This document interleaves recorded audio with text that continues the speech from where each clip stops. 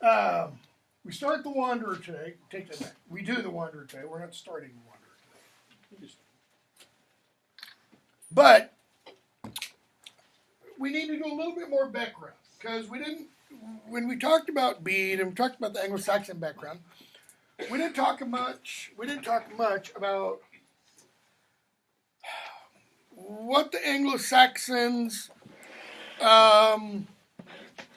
believed, what they thought was important, how they, mentally dealt with the world around them. So we're going to briefly deal with that, really, really briefly, okay? And some of what I'm going to say, this part at least, is based on C.L. Wren's book from the 1960s, A Study of Old English, okay? But I'm not going to start there. I'm going to start over here, I think. One thing you need to understand about Anglo-Saxon society, Germanic society, if you go back before Anglo-Saxon society, is that the hall is everything. That is, the hall that they would gather in, the hall that the chieftain lived in, was the locus of society or the community. It was the center of society. That was the place where the king/chieftain would deliver justice. That's where the king/chieftain would deal out justice. If people came to him, they had a difference of opinion about something legal, so-and-so stole from me, they would go to the king or the chieftain for justice, and the king would deliver that sitting from his throne or high seat, if you want, in the hall, okay?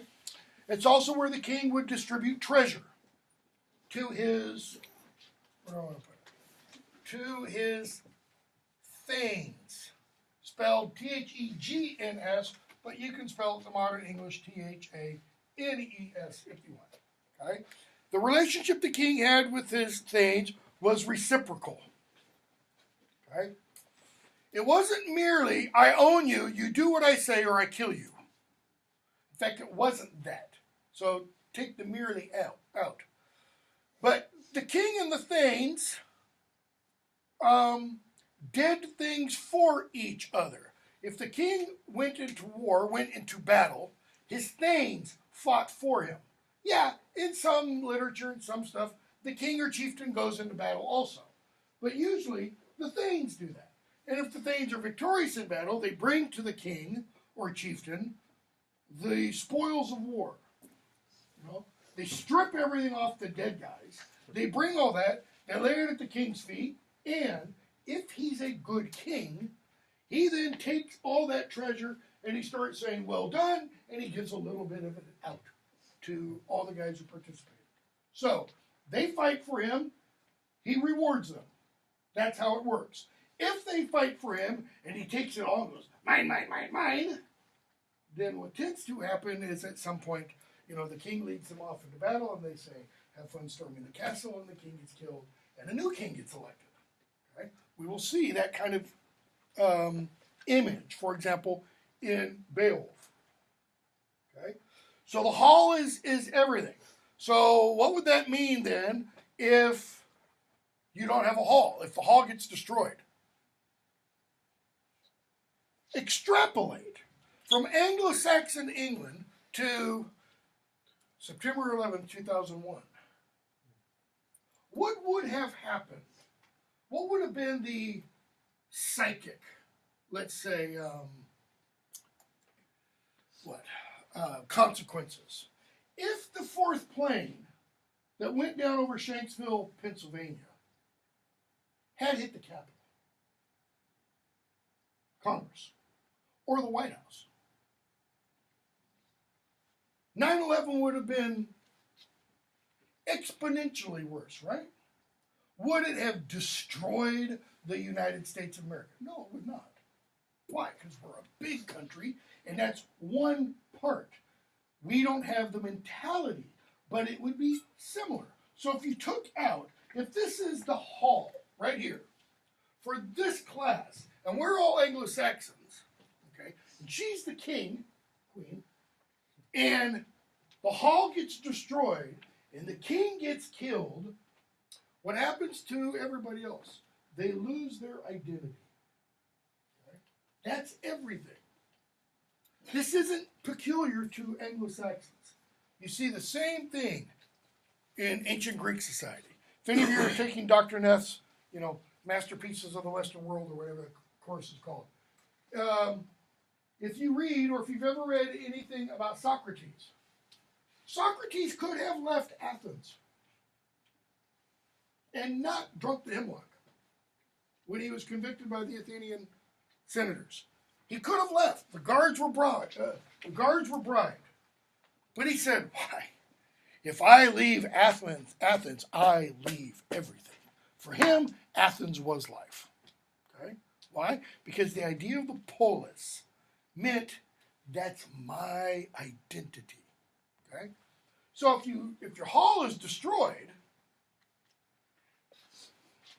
and your king is destroyed, or your king's family is destroyed, you kind of become the phrase we have today, persona non grata, person without grace, or what it really means, someone without a home. That's the wanderer that we'll be talking about. Okay? So leave this aside for a moment. Go to this. The wanderer is all about exile. The theme of the wanderer is exile. So go back to the hall. What happens if you and somebody you're having a dispute with go to your king or chieftain and your king exiles you, kicks you out of the kingdom, banishes you for life? As, for example, take a Shakespeare course, read Richard II, and you see very early on in the play, two characters get banished. One of them gets banished for life, and he's like, you might as well kill me now. Okay? And the other one just gets banished for a few years. It's the same ideology. You banish me from this place, my homeland, you are taking my life away. Why not just kill me? Okay? Exile was a common theme in Anglo-Saxon literature, and exile automatically leads to lament. What do you do when you lament something? Mourn. What are you mourning for? Yourself. Okay. What else, though? For what was. How many of you go to a wedding, and at the wedding party afterwards, you got a band singing, and they're singing all bad, lousy breakup songs? No, you don't do that. Okay? Why? You're not lamenting. What are you doing? You're celebrating. So when you lament, it's always over something lost. Now, that something can be something tangible. Later on in the semester, we will read 2 poems by Ben Jonson on the death of 2 of his children. They're elegies. Okay? They are laments. He is lamenting the death of his children. All right? Well, The Wanderer is a lament also. It's a lament over something lost, as we will see. The loss of the Wanderer's king. He's dead. The loss of the Wanderer's homeland. The hall has apparently been destroyed, and he is the only one left living. We don't know why. We'll talk about that. Okay? But this leads to often this word, an elegy. An elegy is often, almost always, a lament.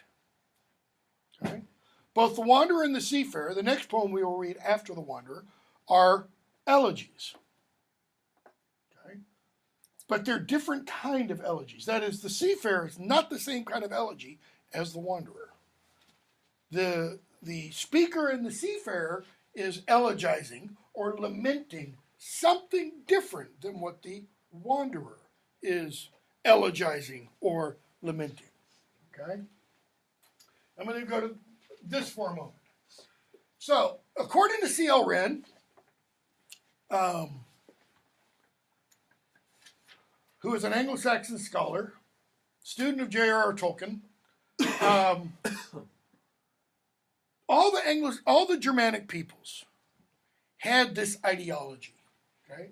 And he kind of summarized it in what he called the fourfold Germanic ethic. Fourfold simply meaning it's got four elements to it. Ethic, how you deal with other people. That's what ethics is. How you relate to other people. Okay?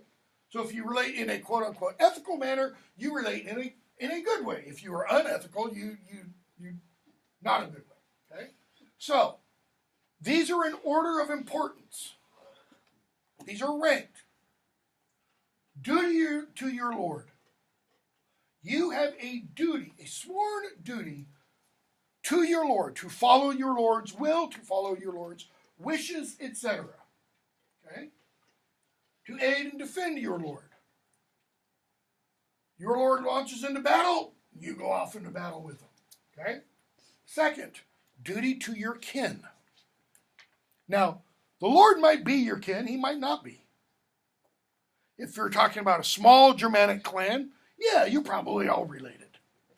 Okay? But duty to Lord, duty to kin. Notice this one implies what? Something happened to one's Lord and or kin. Duty to avenge one's Lord or kin.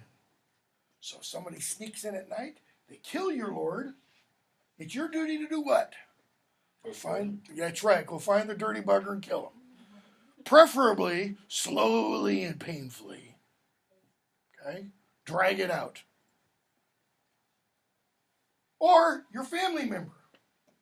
What process, what practice, we still hear the word today, does this lead to? It's a very short word in the English language. It starts with few and it ends with D.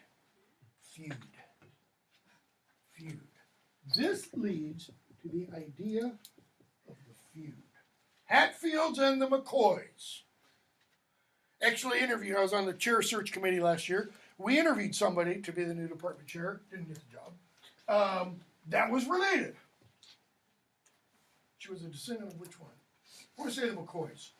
An actual descendant of that great American feud. You know, family blowing each other apart for over 100 years. Okay?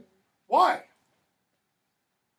Sean Connery famously depicted this in the 1970s, early 80s film, The Untouchables, where he played one of the early G-men in the FBI, where he tells a very young Elliot Ness, Kevin Costner's character, if one of them hurts one of yous, you go and hurts two of theirs. Not grammatically correct. They bring a knife to the fight, you bring a gun. They kill us, we slaughter them. How does a feud always, if it ends, if it's a real feud, how does it end? Bloodshed. What kind of bloodshed? I heard it back there. Who's all dead? Both sides? Not necessarily both sides, but one side is. It's annihilation of one side. One side, how do you get, according to Marxist thought, when will the communist utopia arise? When the proletariat rises up. When and does what? It kills the bourgeoisie. Kills the bourgeoisie and all those in power and all those producers of power. Yeah, okay. But when does it really arrive? When there is total peace in the world, when everybody says, not I want or mine, but hey man, it's cool. So when does that really arrive? When I'm the last man standing. Why? Because he might have something I want. Or I might have something he wants. What does that make him? An enemy. How do you end terror in the world? George Bush famously said in his speech to Congress September 20th, after 9/11, it is now the policy of the United States government to end terror, idiot. You can't end terror unless you do what? Kill everybody else and there's one person left. Because anybody else can become a terrorist. How? I want that marker. No, it's my marker and it becomes something to die for, Okay, so you have to avenge your lord or kin. Now we're going to see it's going to lead to huge problems. The Beowulf poet is wrestling with this mindset. By the way, this mindset is still around. Where do we see it actively today? How about between the Israelis and the Arabs? Still. Or the Israelis and the Palestinians, if you want. Still. Okay? And then lastly, reliance on weird. It's from this word that we get modern English weird. Like, that's weird. How do you explain when something is weird? What does that mean? Strange. It's strange. It's inexplicable. It can't be explained. So what do you then really mean? That's weird. It's just the way it is. That's what weird is. What will be, will be. Whatever's going to happen is going to happen. It's not the same as Germanic fate. According to Greek fate, according to the idea of Greek fate, everything has already essentially happened. It's just a matter of rolling the film. That is, everything happens from, let's use modern cosmology, the Big Bang. Once the Big Bang occurred, that set into motion what? All of these processes, and we think we have free will, but we don't really, because it's all playing out according to the great cosmic computer program, so to speak. Okay? Reliance on that. It doesn't mean, oh, weird, help me in my time of trouble. Help me, weird, help me, rather than help me, Obi-Wan Kenobi, help me, Jesus. It's just, whatever. It's whatever, okay? Now, this is going to become important because we're going to hear the word weird used in your book in the first half dozen lines because your translator doesn't translate it. Why? It's easier just to leave the word and not translate it, okay? So, open your books to The Wanderer on 65. Now, The Wanderer is found in, you got a lengthy introduction to the Exeter Elegies. The Wanderer is found in the Exeter manuscript. It's the Exeter manuscript because it is a manuscript held at the cathedral in Exeter, England, since the time, apparently, the manuscript was first composed or written in about 1000 AD, right? And we know that because we know the person who donated the manuscript to the cathedral. He was the bishop. His name was Leverage, okay? I should mention here, there are 4 major poetic, what are called codices. You could call it book, but books are really printed things. These are all manuscript, right? We've got the Exeter manuscript, which is pretty big, and it's kind of a smorgasbord of things. It's got all the Old English riddles, for example. There are about 100 of them. Some of them really simple. Some of them still haven't been definitively solved. Some of them are really dirty if you have a really dirty mind. That is, you will see really dirty solutions to the riddles. Right? So you've got the Exeter. Then you have what's called the Junius manuscript, which is in Oxford. This is the one that used to be called the Cadman manuscript. Okay. I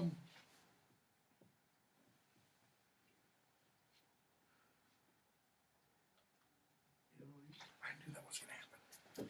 I knew it as soon as I went to write that one down. The one that the Dream of the Rude is in is the Vercelli book. You have the Vercelli manuscript, which is in Vercelli, Italy. Okay? Includes The Dream of the Rude, Fates of the Apostles, several other poems. And then you have what's often just called the Beowulf manuscript, which has more than just Beowulf. It's got Beowulf and Judith and some prose things, letter of Alexander the Great to Aristotle, or Aristotle Alexander the Great, I never remember which, Life of St. Christopher, and several other things. These are the major ones. There's a whole bunch of other manuscripts that contain Old English stuff. How do you spell? You said codices? Codices. The singular form of that is codex.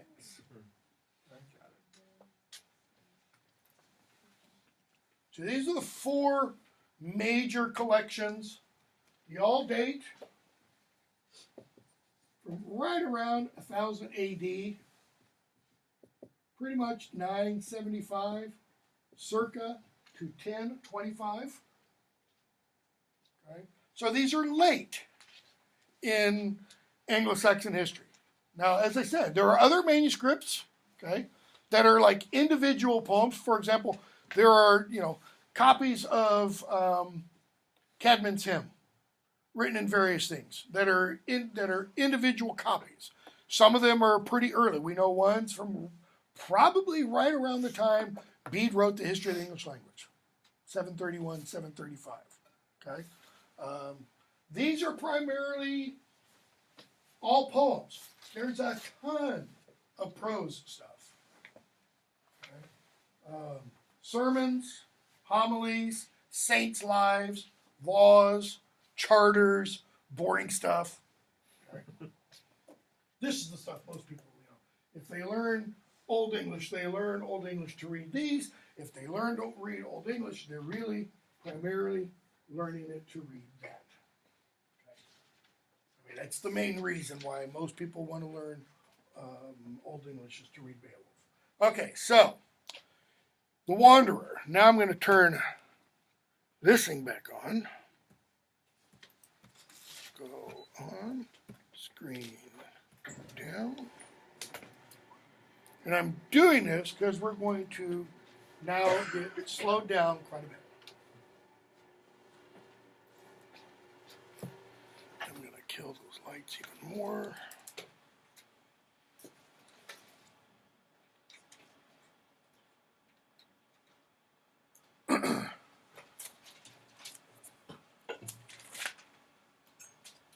So, your text ends, by the way, if you haven't seen the signs posted all over Peck Hall, here's an English Major Minor meeting on the 24th at 3 p.m., JUB 100, to discuss English Major Minor stuff, what you can do with an English major, etc. If you don't know who any of your other English majors and minors are, one, turn around, look, say hello. I don't understand that, but anyways. And, scholarships and other stuff, and there will be free food. Okay. Let's look at the opening, about 5 lines. In your translation first. Now, your translator's name is Roy Liuzza, Liuzza. He's at UT Knoxville. He's one of the top Anglo-Saxonists in the world. I'm not kidding. He's like probably, top 10, top 20 in terms of both knowledge base, number of publications, and worldwide, literally worldwide respect. I mean, he's done an awful lot. He's earned every accolade and all that kind of stuff. He used to be at University of Toronto Medieval Center, used to be involved with the Dictionary of Old English, etc., etc. Having said all that, I'm who am a nobody in terms of Old English scholarship. I'm going to pick apart parts of the translation as we go through. So, always the one alone longs for mercy, the maker's mildness, though troubled in mind. Across the ocean ways he's long been forced to stir with his hands the frost-cold sea and walk in exile's paths. Weird is fully fixed. So, always the one alone longs for mercy. Let's see, can I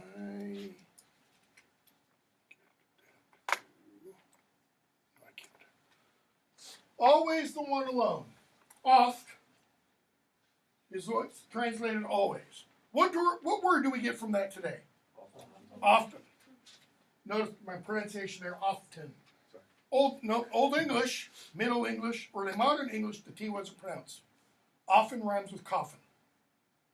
Silent T, okay? So, but what does often mean? How does he translate it? Always.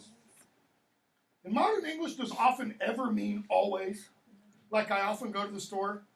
No, because I'm not always at the store. Sometimes I'm here or home or other places. So often him unhaga, are yabita. Often the solitary one, that's unhaga. And what about the hymn? We're going to get to that in a moment. The solitary one, are yabiteth. Are is grace, mercy, favor. Okay. Yabiteth is the sticking word. Okay. Why? Because it doesn't just mean what gets translated here is finds, or how Liuza translates it, longs for. Yabiteth has multiple meanings. Longs for is one. Awaits is one. Expects is one. Experiences, which is what defines means over here, is one. Now just look at that one word and look at these 4 different translations. What's the difference between often or always, the solitary one, verb, mercy, grace, favor? Often the solitary one longs for mercy, grace, favor, met tudas milta, the mercy of the Lord. Often the solitary one awaits mercy, grace, favor, the mercy of the Lord. Often the solitary one expects mercy, grace, favor, the mercy of the Lord. Often the solitary one experiences. See, this one obviously is a huge difference. Huge. But even these 3 are somewhat different. Okay? What's the difference between longing for a raise in pay and awaiting one? Yeah. Awaits means you're kind of, as does expects. You're expecting it to happen. You're longing for is like, who knows if that's going to happen? Okay. Experiences means you've already gotten it. So, apply, for example, this. Not use finds. This. Experiences. Often the solitary one experiences mercy, the Maker's mildness, as opposed to longs for. Longs for means hasn't come. Experiences means has it. They're like exact opposites. They are exact opposites. So why did he choose longs for and not one of these? What, by choosing longs for, what has happened to these other 3 or 4, if you include that one, possibilities? They're gone, right? There's not a footnote telling you something else. The Old English word yabiden translates long for can also mean awaits or experiences. The word are can also mean prosperity in an earthly sense. So what has just happened to the interpretation that's been given here? Let me rephrase that. The translation.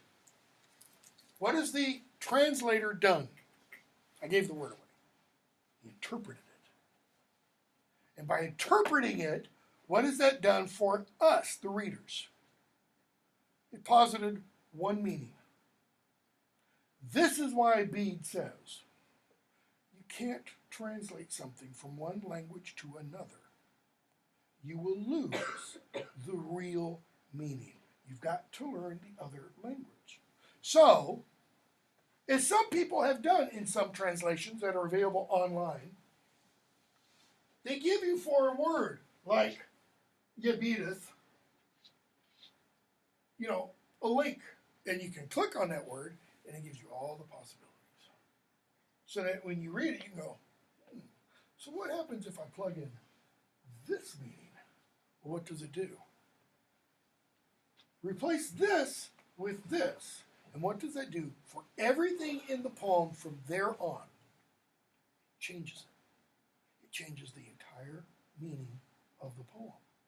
If the speaker, the solitary one that's being described about in the opening 5 lines, who becomes the speaker after those 5 lines, if that person is actually throughout the poem experiencing the favor, mercy, grace of God, as opposed to waiting for it, then what does that tell us about the favor, mercy, grace of God in the context of what he is experiencing in the world? Because this is the guy who's the wanderer, who is in exile. See, we kind of tend to think modern, let's say, 20th, 21st century, either Christian, post-Christian mindset, however you want to, think of it, or non-religious, doesn't matter. That the mercy, favor, grace of God implies what? Something good. Something good. Everything's going fine. Not to the thinking of early Christians. That wasn't the mercy, favor, grace of God. What was the mercy, favor, grace of God? Salvation. No. Everything that happened to you was part of God's grace, mercy, favor. Why? Everything that happened to you was for salvation. It was to help direct you. So yeah, even bad stuff. Okay? That's what the book of Ecclesiastes is all about. The rain falls on the good and the bad. Bad things happen to the good and the bad, etc., etc. To everything there is a season, cue the bird song from the 1960s. So, longs for mercy. And then what the poet does, the poet uses this phrase to stand in apposition to this one. It restates it. What is the mercy, favor, grace? Methodus mensa. The Maker's mercy. It's like he wants to restate but narrow it. Okay? Though troubled in mind, though he mood, mind, care, full of cares, Yeon, throughout La Gulada, had to go across the ocean to stir with his hands the frost-cold sea and walk in exile's paths. So, did he long for God's mercy even though he had to, full of cares, travel the sea, etc., etc.? Or was that part of his experiencing God's mercy? And then the poet says, Weird bith ful arad.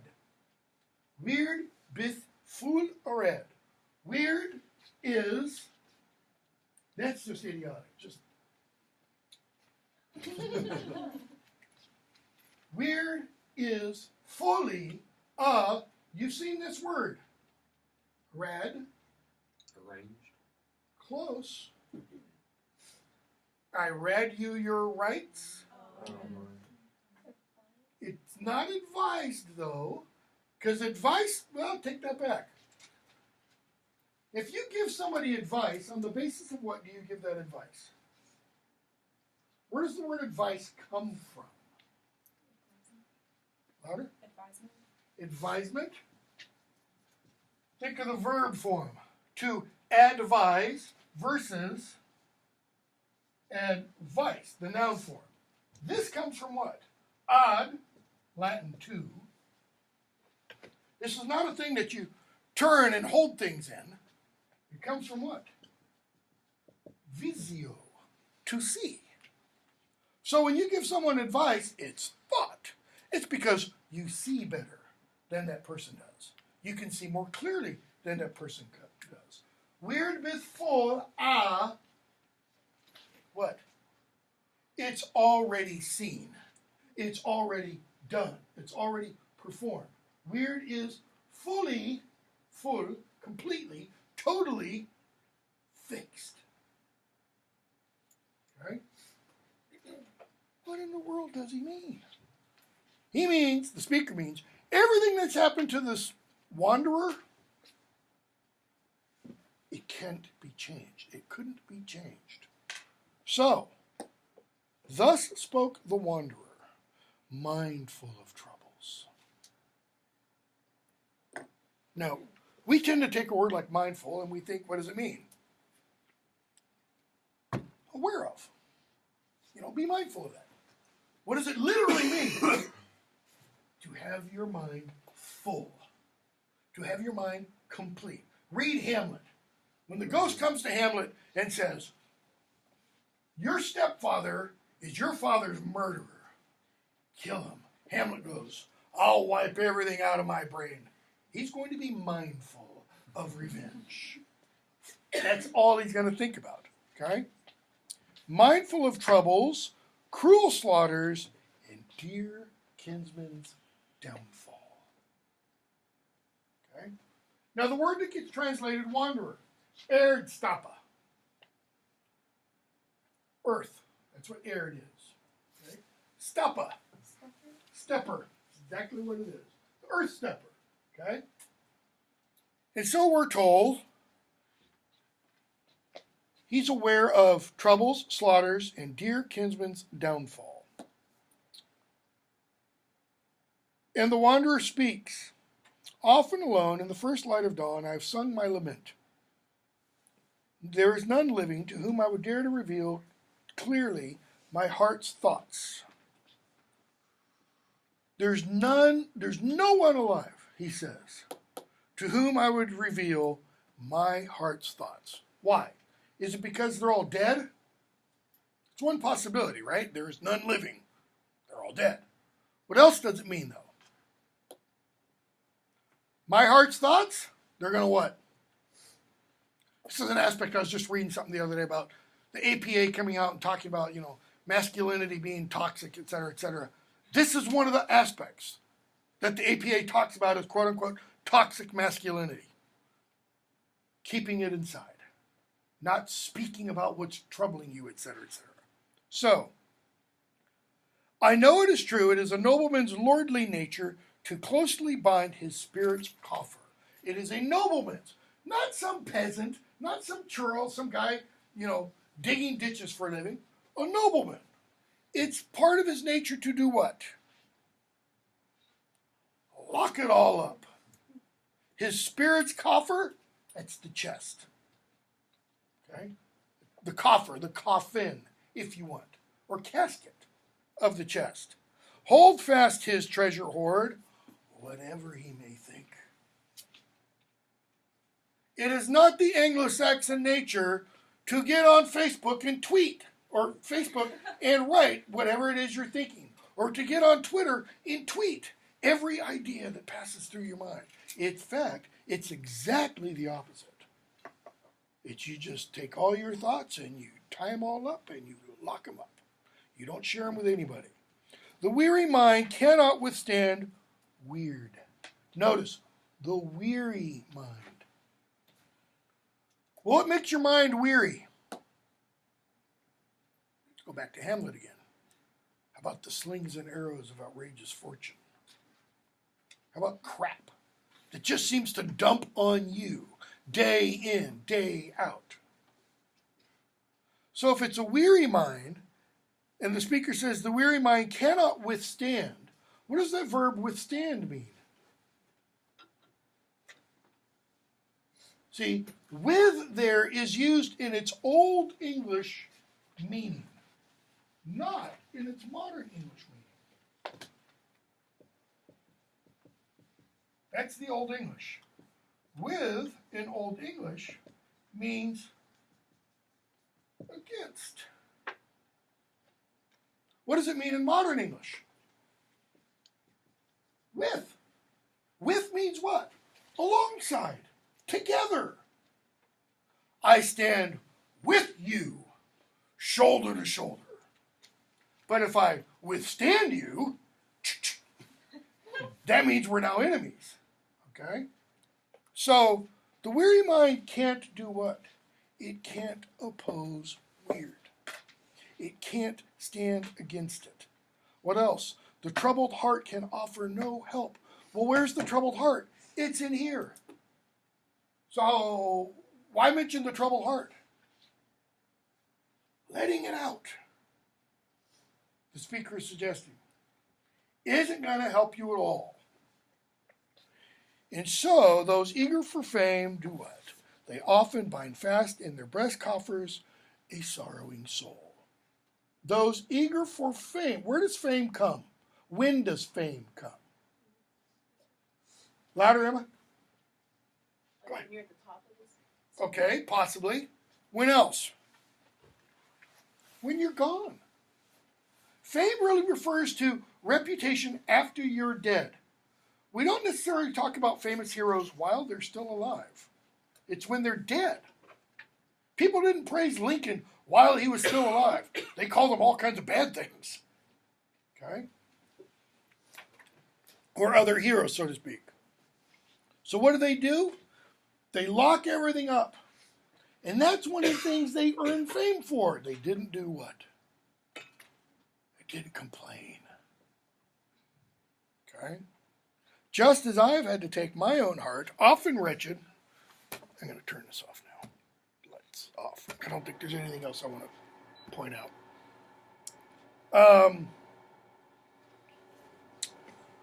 I've had to take my own heart, often wretched, cut off from my own homeland, far from dear kinsmen. That word wretched, it's the word that in Old English also leads to the word for exile. So if you're wretched, it's like you're exiled. You're exiled from what? Home. Being away from home, that's what makes you full of misery. Okay? So, cut off from my own homeland, far from dear kinsmen, and have to do what?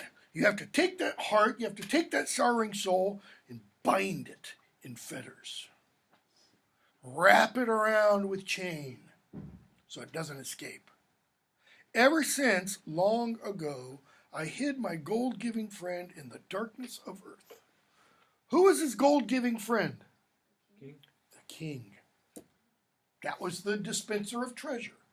So why did he hide his king in the darkness of earth? He was dead. He buried him. Why didn't he die with him? However, his king died. In Germanic fashion, part of this is if you go off to battle and your king dies in battle, you should probably die with him. Unless there's some way that you can kill all the king's enemies and still live. Okay? But you really shouldn't outlive your king in battle. That doesn't mean, you run out in front to let the other guys kill you first. But if your king dies in battle, you die defending his corpse. We have an example of that. That Old English poem, The Battle of Malden, that I talked about. We have the character Beowulf, who dies fairly early in the poem. And then his band of retainers kind of stand around him. They make a wall around his hewn, hacked up body. And as the poem gets near the end, you get this one grizzled old retainer who says, the fewer men we have, the bolder must our hearts be. Why? Because we are so outnumbered. We are going to get slaughtered. Okay? It's one of the greatest expressions of Germanic heroic ethos. And yet it comes pretty close to the end of the Old English period. So, this speaker goes on. Ever since I hid my gold-giving friend in the darkness of earth and went wretched, raklastas, that is, wandering and exile, winter sad over the ice-locked waves, sought hall-sick. Hall-sick means sick for a hall. He was in desire. He was looking for a new homeland. What's that imply? His is gone. His is gone. He didn't only bury his king. It's like he's the only one left alive. This is the motif that Anglo-Saxons and that for some reason English literature loves. This idea of the sole survivor. And I don't know where it ultimately comes from. Book of Job definitely has it. Job's got a whole bunch of kids and people come running to him. Master, I was at your son's house, and everything. Master, I was in your fields in a storm, and I'm the only one left. Where do we see it? You go up to the 19th century. Moby Dick, a horrible novel. Call me Ishmael. Ishmael was what? The sole survivor of the Pequod. Rime of the Ancient Mariner. The Ancient Mariner was the sole survivor of what happened to him. Okay? So, he says, he wants to find a new hall, a new treasure giver, wherever I might, far and near, someone in a mead hall who might know my people.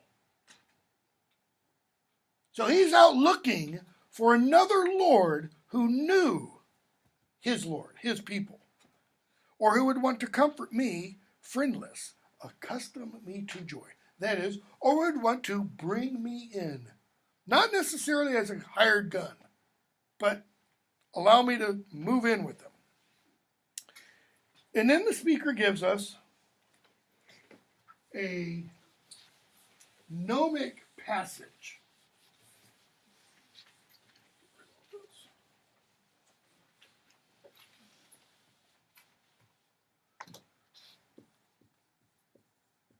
A gnomic passage, which means a proverb or a wise saying, right? Like the book of Proverbs in the Old Testament. He who has come to know how cruel a companion is sorrow for one with dear friends will understand. What's he really mean? If you've been in my shoes, you'll get it. If you've experienced this, you will understand. What's the reverse of that? If you haven't experienced this, you can't understand what I'm talking about. J.R.R. Tolkien says in the foreword to the second edition of the Lord of the Rings, one has to come fully under the oppression of war to understand what it was like to be in his teens in 1914 or 1939. Meaning, you really have to have endured war to understand what it was like to be a teenager late teenager in 1914 or 1939. Because what happened if you were a late teenage male in Britain in 1914 or 1939? You're drafted. You got called up. Period. There wasn't, an option out, so to speak. Okay? So, he says, that person will understand. The path of exile claims him. It's not that he chooses. He says, I have to do this. Not patterned gold, like an arm ring. Just look up, Anglo-Saxon arm rings or Anglo-Saxon treasure in Google, and you'll find all kinds of examples of patterned gold. Not patterned gold, a winter-bound spirit. Not the wealth of earth. Well, what's the wealth of earth? He doesn't mean like acres and acres and acres of land. He means the kind of wealth we pull out of the earth. Gold, silver, jewels, gems, etc. He remembers hall holders. Not just the king, but the thanes. And treasure taking. How in his youth his gold-giving Lord accustomed him to the feast. That joy has all faded.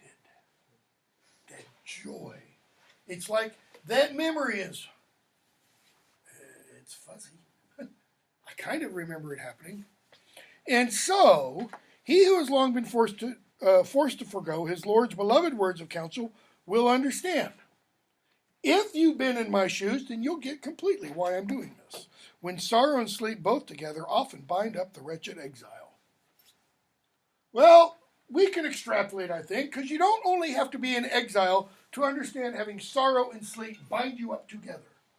You can also be a college student finals week, and you're studying and you fall asleep. And what are you doing when you're falling asleep? You're studying. And what sometimes happens once you're asleep? And what do you dream of? Studying. How's that for a nightmare, or hallucination? So he goes on. When sorrow and sleep both together often bind up the wretched exile, it seems in his mind that he clasps and kisses his Lord of men. That is, when he falls asleep, thinking of the past, he dreams of what? Clasping and kissing his Lord of men, and on his knee lays hands and head. Now, this is an image of supplication. Okay? It's an old image. It's not peculiar or particular to Anglo-Saxon. It goes back to the ancient Greeks at least. It's probably Indo-European, where someone goes up to the Lord, puts his hands around his lower legs, rests his head on his knee to beg something from the king. Usually forgiveness of some sort. I've done some huge wrong, and this is a request essentially for mercy. As he sometimes long ago in earlier days enjoyed the gift throne. Okay? Notice your gloss. Description seems to be some sort of ceremony of loyalty, charged with intense regret and longing. Okay? I don't think it's only loyalty. I think there's that element of the person is supplicating for some kind of redress of either grievance or redress of that individual's wrong. Mercy, grace, etc. And notice, he uses the word gift throne here. Okay? Old English is yiftstol. Liusa, when he comes to translate Beowulf, isn't going to translate yiftstol, gift throne. He's just going to call it the throne. Pretty interesting, however. We'll talk about it more when we get to it in Beowulf. So, but when the friendless man awakens again and sees what? The waves. He's off in a little boat. This isn't a big ship. How many people are in the boat? Him. Me, myself, and I. Exactly. He's alone. Okay? Where is he? What water? He's not in a pond. He's not in a lake. He's not in a river. He's in the ocean. Where in the ocean? What ocean? He's not in the Gulf of Mexico. He's in the Atlantic, either the North Atlantic between your perspective, here's England, over here, and pretty far over there, Denmark, Northern Europe. He's possibly in the Irish Sea between England and Ireland. Possibly in the channel between England and Normandy and Brittany down here, or he's possibly in the North Atlantic, north of, say, Scotland and such. All of which mean what kind of water? Cold. Freezing, bitterly cold, okay? He wakes, he sees before him the fallow waves, he sees seabirds bathing, spreading their feathers. He sees frost falling and snow, mingled with hail, and the heart's wounds are that much heavier, longing for his loved one. Why? Because for a few moments, when he was asleep, he had some kind of peace at least. And he wakes up and he's like, damn, I'm still on the ocean. And alone. Sorrow is renewed. Why? Because during the peace, or during the sleep, the sorrow was gone a little bit. But now it's renewed when the memory of kinsmen flies through his mind. Well, why does he have the memory of kinsmen now? Because he's remembering the dream. Remember earlier we said that memory had been what? It had been a little fuzzy. And he dreamed, and it was like that fuzzy memory got dialed into sharpness. Now, he's awake again, and he sees it clearly. He greets them with great joy. Greedily sees who with great joy? Greedily surveys his hall companions. They always swim away. The floating spirits bring two familiar voices. Who are the floating spirits? Who are the things swimming away? No.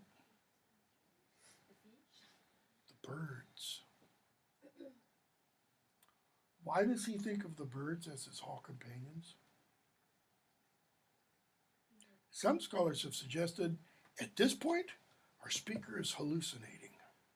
He wakes up from the dream, sorrow is renewed, and he sees these seabirds, and they kind of take on the Fred, George.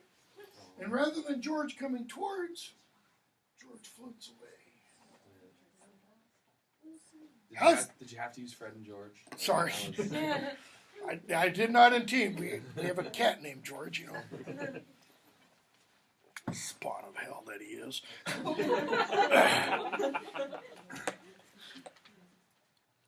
So, cares are renewed for one who must send over and over a weary heart across the binding waves. You got a gloss? Grammar reference of this intense, almost hallucinatory scene is not clear. Translation reflects one commonly proposed reading. There are other readings, however, and so I cannot imagine for all this world why my spirit should not grow dark when I think through all this life of men. How suddenly they gave up the hall floor at mighty young retainers.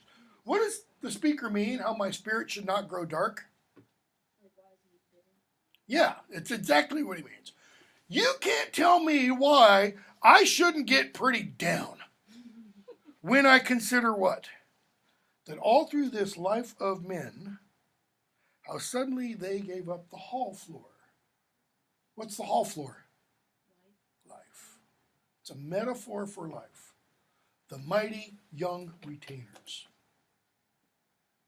Notice, he's not talking about having a dark spirit when 80, 90, and 100-year-olds die. Why? That's when they're supposed to die. But late teens, 20s, 30s, not supposed to die then. Okay? When I think through all this life of men. J.R.R. Tolkien, in his essay on Beowulf, famously said all of Anglo-Saxon literature is about one major theme. The death of man and all his works.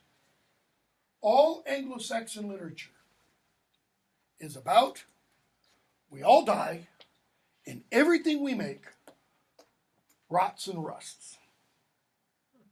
Nothing lasts. Cheery, huh? Okay. That's not Tolkien saying that's the purpose. He's saying that's what the Anglo-Saxons kind of believed, at least, that all of their literature reflects this major theme. Right? So, thus this Middle Earth, Midgard, that's where Tolkien gets it from, thus this Middle Earth droops and decays every single day. In other words, we'll see a later poet, 17th century poet, use the same kind of idea. Compared to yesterday, today is what? Worse. Compared to today, tomorrow will be what? Worse. And compared to tomorrow, the next day will be what? Worse. Really makes you want to get up out of bed every morning, right? Go off and tackle those jobs and tasks that you have to do. Now, is this part of that Germanic mythology that we're talking about? Is this why Germanic/English doesn't have a future tense? Because, I mean, the future isn't looking so good, is it? And so, a man cannot become wise before he has weathered his share of winters in this world. And the Anglo-Saxons, for some reason, at least poetically, that is in their poems, they count time by winters. Winters you've enjoyed? Endured. Okay? It's supposed to start getting really cold this week.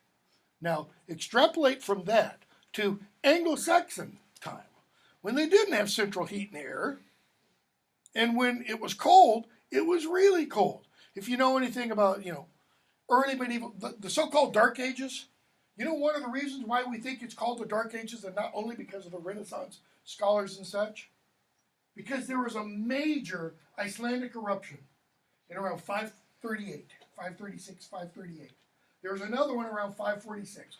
Major meaning. We have multiple sources that talk about the sky being darkened for a year. A year. Because of all the ash. Globally, temperatures dropped, if I remember right, according to the ice core samples, it's something like 2 degrees centigrade.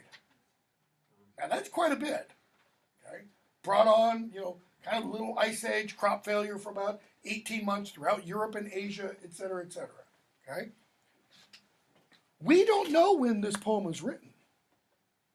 Most scholars think this poem was written probably in the 10th century. But 10th century to that event is closer to that event than really we are to the founding of America. Not United States, but Columbus.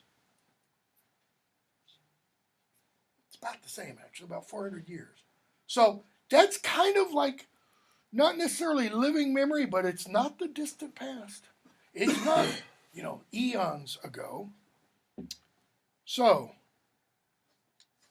you cannot become wise until you've what? Till you've lived a while in this world. And then he gives us more gnomic passages. A wise man must be patient. What does it mean when someone tells you, be patient? You turn your papers in. Hold on, I'll get to. Those of you who had me before know that might be a while. They're outside my office door, by the way, those of you from last semester. What does it mean to be patient? Well, what are you when you go to a hospital? You're a patient. What does that mean? You go to a hospital because you're feeling 100% great, right? No, it means you're sick. You're ill. There's something wrong with you. So you're suffering. Be patient means suffer a little longer. So a wise man must what? Suffer a little longer. Must endure. Neither too hot-hearted nor too hasty with words. Current occupant of the White House could use a little bit of this advice. Nor too weak in war, nor too unwise in thoughts. I'd say the previous one could have used a little bit of the nor too weak in war part. Maybe the one before him too. Neither fretting, nor fawning, nor greedy for wealth. That describes most Americans. Fretting, worrying about. Fawning, lusting over. Greedy, never eager for boasting before he truly understands. Truly understands what? Think of presidential candidates. Every one of them. Somebody's running to be the nominee for their party. And what do they all do? Promise the moon. Promise the moon. And do they deliver? Rarely. That's the before he truly understands. Because almost all of them will say what once elected? I didn't understand the gravity of the situation, X, Y, or Z. Okay? Makes lots of boasts, can't fulfill. A man must wait when he makes a boast until the brave spirit understands truly where the thoughts of his heart will turn. Now, what kind of boast is he talking about? He's not talking about, I'm going to solve the problem of Social Security. It's not an accounting or actuarial problem. It's a battle. It's a war. It's a Grendel kind of monster thing. So he's saying the wise man must do what? Maybe do a little reconnoitering. Maybe go out there and see what this Grendel monster looks like and goes, I think I'll pass on this one. See, I'll let him take it. Okay?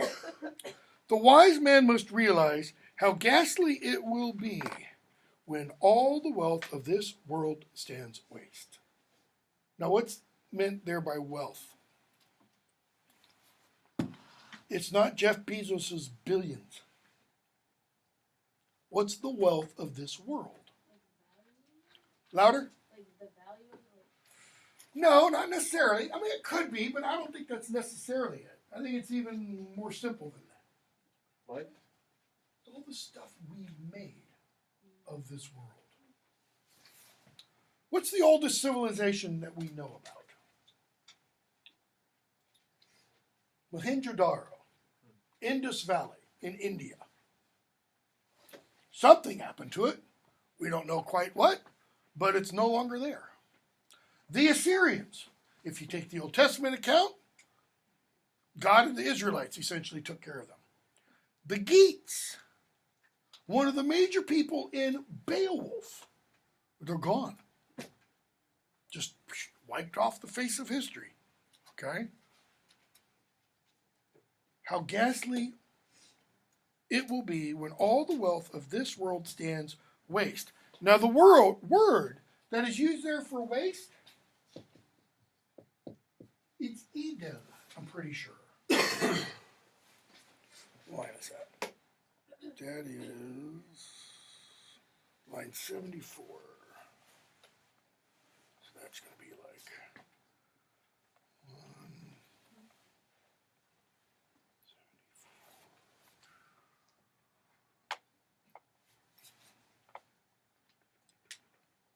No, the Old English used there is actually waste. It's Edel comes up later. Okay?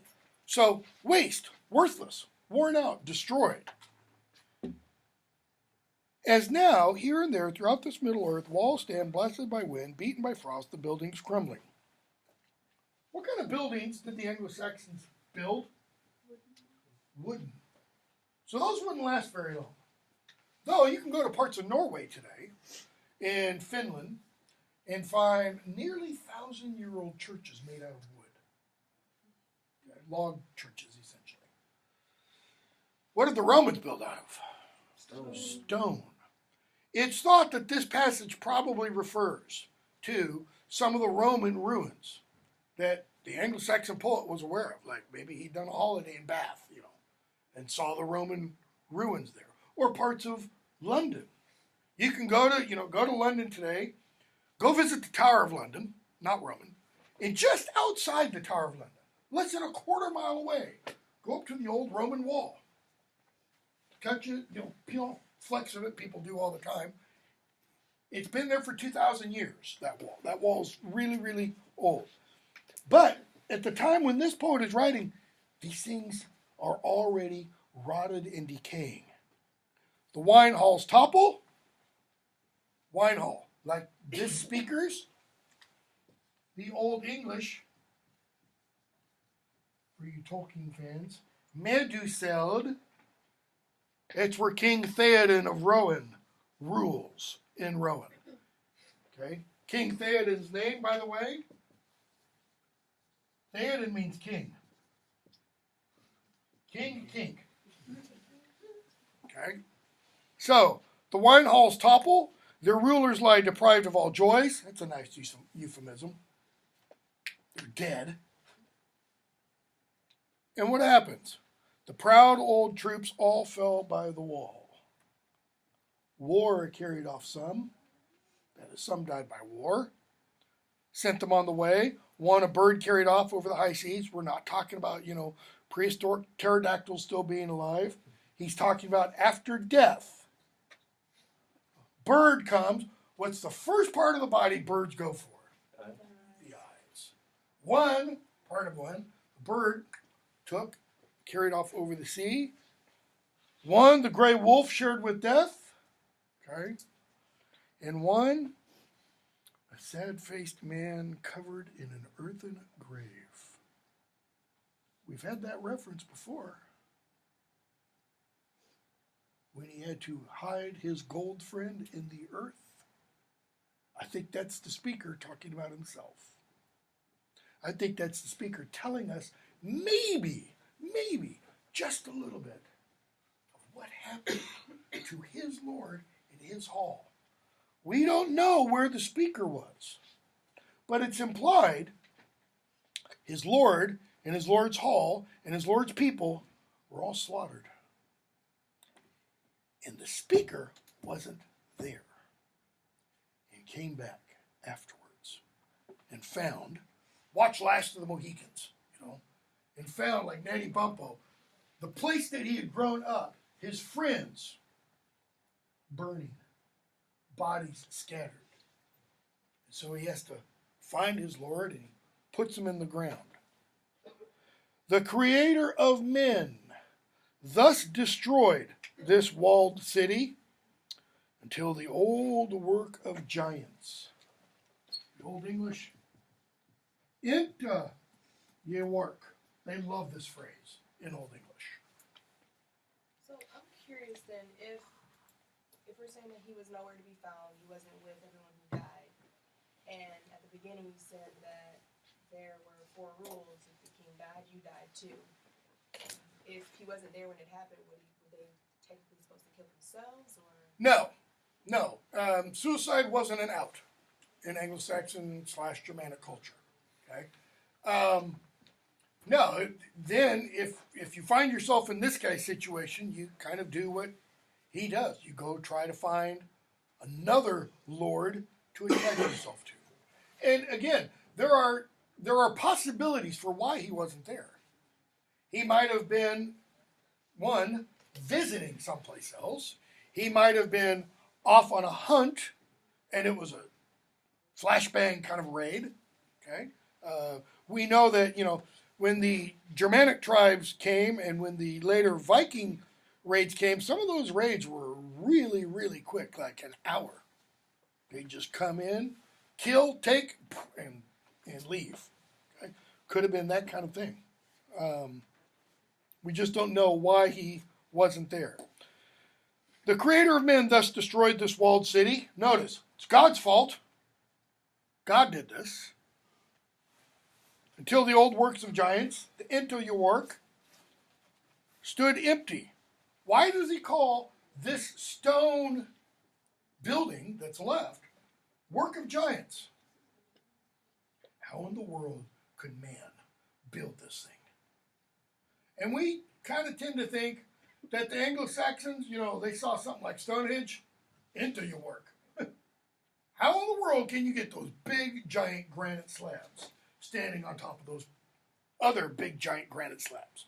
Not understanding engineering and physics and such. Until the old work of giants stood empty. And there's the word that in Old English is edel. It's the word from which we get modern English, idle. Is idle the same as empty? Not really.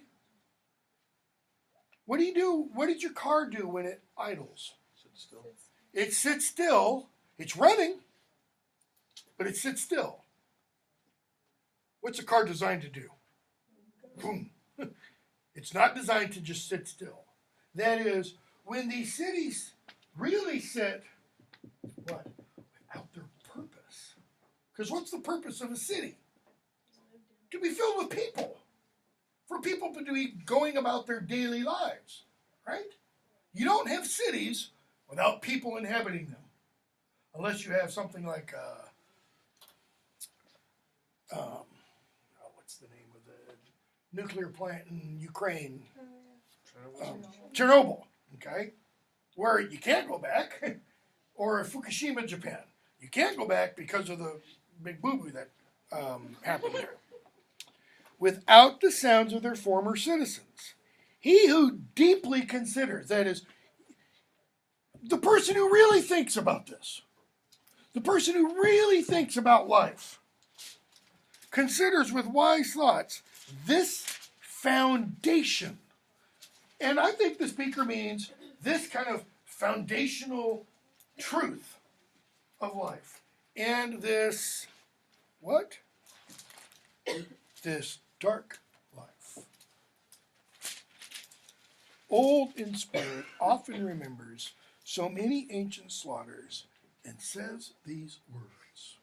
That is, if you deeply consider and you think about this foundation and you think about this dark life, then you are what? You are old in spirit. Then you have, metaphorically at least, experienced many winters. And here's what you think. If you saw Peter Jackson's Lord of the Rings, Two Towers film, you heard this, or you heard something very, very similar to this, because this is what Aragorn chants when they're coming up to Rowan. They ride by a cemetery, and there are these burial mounds. And Aragorn chants, it's in the extended version of the DVD. He chants this, and he chants it in Old English. Why? Because Old English is pretty much the language of the Rohirrim. I mean, the language of the Rohirrim is almost perfect Anglo-Saxon. And this is what's called the Ubi Sunt motif. Ubisunt, Latin for where are. I think it's Peter, Paul, and Mary. Back in the 1960s, about 68, I think it was, had a very famous song, Where Have All the Flowers Gone? It was an anti-war song. Why? Because the flowers were the children. The children who grew up to be soldiers, where have they all gone? Long time passing. They've gone off to fight, they've been slaughtered, etc. So, here's what the old guy in thought says. Where has the horse gone? Where is the rider? Where is the giver of gold? Let me pull this up. The Old English. Where quam merg? Where quam mago? Where quam madam eva? Where quam simla yesetu? Where sinden celadremus? Eala berchtbuna, eala birnwiga, eala thedness thrym. Where's the horse gone? Where's the rider? Where's the giver of gold? Where are the seats of the feast? Where are the joys of the hall? Notice, where are they? They're gone. They're dead. There is no horse, there is no rider, there is no feast, there is no joy, there is no song, there is no revelry. Oh, the bright cup, oh, the brave warrior, oh, the glory of princes, how the time passed away, slipped into nightfall, as if it had never been. As if it had never been implies what?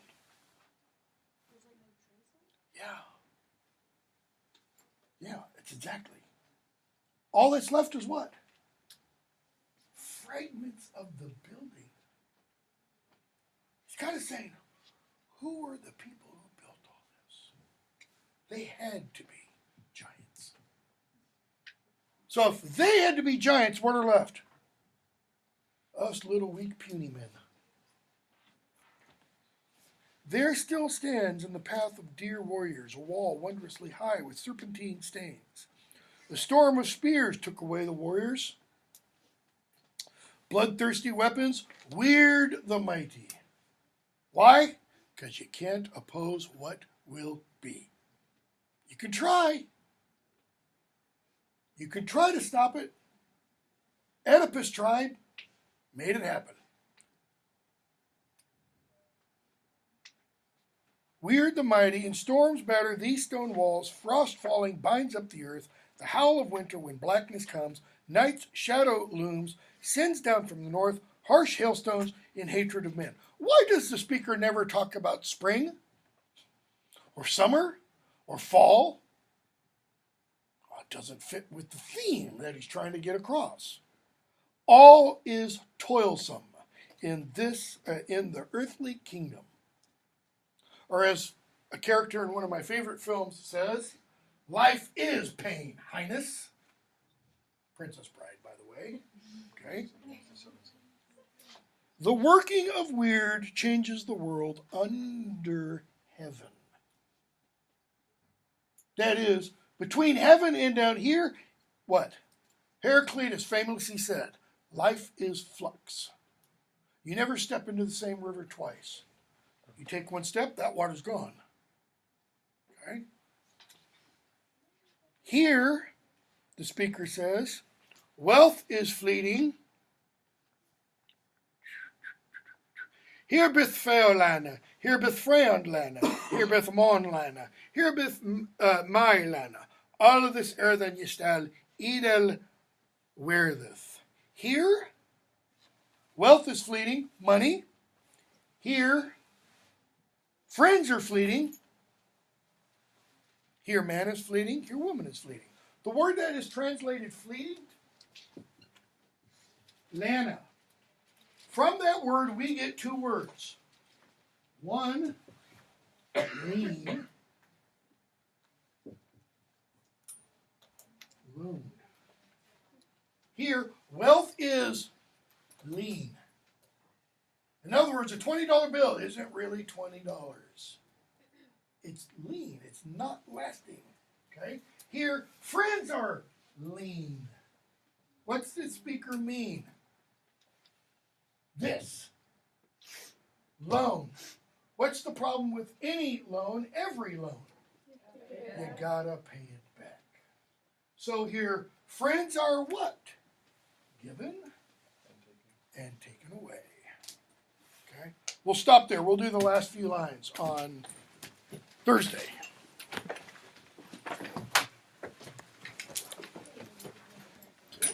And then do the seafarer. Come on, wake up.